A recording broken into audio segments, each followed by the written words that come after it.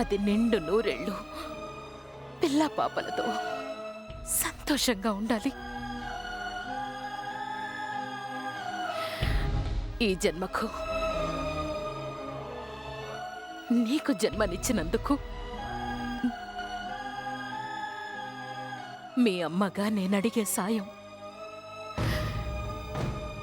ఇదొక్కటే. ఇదొక్కటి చేరా.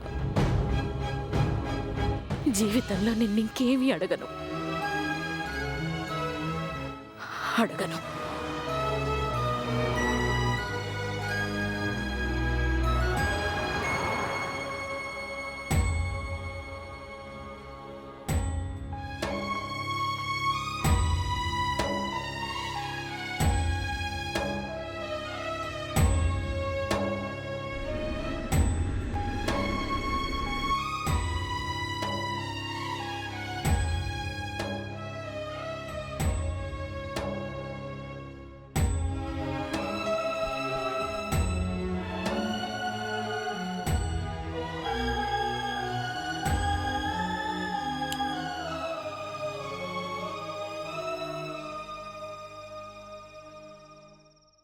పెదబాబు,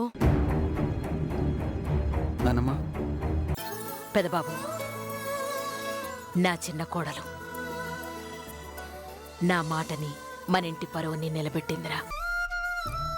ఏమవుతుందోనని కంగారు పడిన మనకి సంతోషాన్ని మిగిల్చింది. నాకు చాలా ఆనందంగా ఉంది పెదబాబు. ఇంకే సమస్య లేదు. త్రిపుర నిశ్చితార్థాన్ని జరిపించొచ్చు. అవునానమ్మా, ఇదంతా పిన్ని బాబాయిలు చేసిన సహాయం వల్లే. వాళ్లే కనుక ముందుకు రాకపోయింటే మనం చాలా ఇబ్బందులు పడాల్సి వచ్చేది. టైం లేకపోయినా అర్థం చేసుకుని సమయానికి ఆహారాన్ని తెచ్చారు. ఈ మేలుని మనం మర్చిపోకూడదు పెదబాబు. ఎంత కష్టమైనా గాయత్రి చేసిన సాయాన్ని తిరిగిచ్చేయాలి. తప్పకుండా నాన్నమ్మ, పిన్ని రుణాన్ని తీర్చే బాధ్యత నాది. గాయత్రి వాళ్ళ అమ్మగారితో మాట్లాడాలి, కృతజ్ఞతలు చెప్పుకోవాలి. నిశ్చితార్థానికి వస్తారు కదా నానమ్మ, అప్పుడు మాట్లాడదాం. చూసావా, కాలం ఎంత విచిత్రమైందో. పిల్లనిచ్చిన చోట సాయం అడగకూడదు అనుకుంటూనే అడగాల్సి వచ్చింది. నా మనవరాలి సంతోషం కోసం తప్పలేదు. దానికోసం ఏమైనా చేస్తానన్నానుగా, చేశాను. వియ్యాల వారి దగ్గర తలదించుకోలేదు. సంతోషం. పెదబాబు, గాయత్రి వాళ్ళ అమ్మగారిచ్చింది మాత్రం ఎట్టి పరిస్థితుల్లో ఆపకూడదు. వీలైనంత త్వరగా తీర్చేయాలి. అప్పుడే నా మాటని కాపాడినందుకు గాయత్రి మాట నిలబెట్టినట్టవుతుంది. డబ్బు మంచిది కాదు. అది మనుషుల్ని మార్చేస్తుంది, మనసుల్ని వేరు చేస్తుంది. అంతవరకు మనం తెచ్చుకోకూడదు. ఈ విషయంలో నువ్వేం దిగులు పడకు నానమ్మా. నేను కష్టపడతాను, బాకీ తీరుస్తాను. పొందిన సాయాన్ని మర్చిపోను.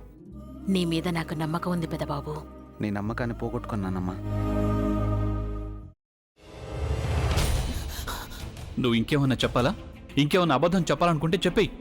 నేను చూడాలనుకుంటున్నాను నన్ను మోసం చేయడానికి నువ్వు ఎంత నీచానికి దిగజారగలవు అని. ఎందుకు ఆలియా, ఎందుకు నువ్వు ఇలా చేసావు? నీకు తెలుసు కదా, నానమ్మ తర్వాత నీ ఒక్కదానిని కదా నేను పూర్తిగా నమ్మేది.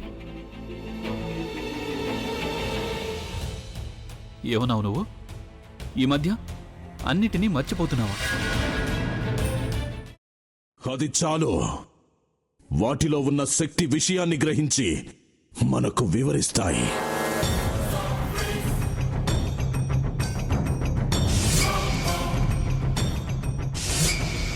ఎవరు ఆ దండ విప్పొద్దు, గది తలుపులు తెరవద్దు.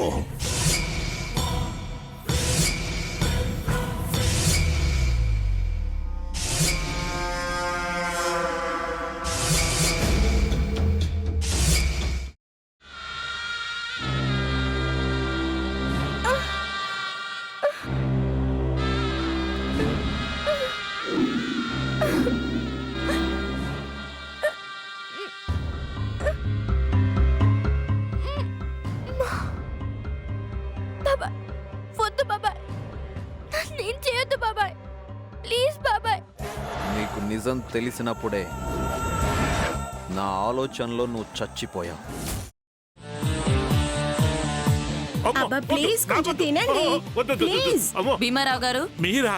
ఇగో మీరా కాదు సక్కుబాయ్. అవును, మీ పనామే లేచిపోయిందని చెప్పి కంప్లైంట్ ఇచ్చినావు కదా. రేయ్, ఆయన కంప్లైంట్ ఇచ్చింది లేచిపోయిందని కాదు, కనిపించడం లేదు అని. అచ్చా, అట్లానా? సరే మేడం. ఇడియట్. ఆ వంట మనిషి పేరేంటన్నారు? రత్తాలు మేడం. ఏం పెద్ద మంచి, నీ వంట మంచిని కూడా మేడం అని పిలుస్తావా? రేయ్ హాఫ్ బ్రెయిన్,